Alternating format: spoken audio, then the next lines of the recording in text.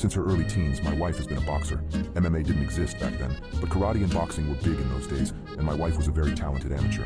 Neither of us had ever laid a hand on our son in anger before, but something broke in her that day, and all the years of anger and pain and sorrow and frustration just came pouring out.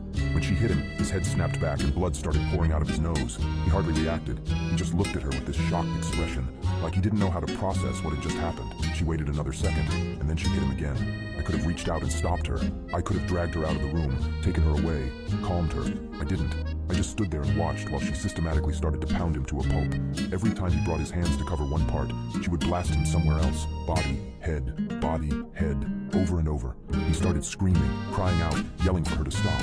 It's the most genuine reaction I'd ever seen him have to anything in his whole life, but she wasn't stopping. I watched her ramping up, hitting harder, faster, working him like a heavy bag.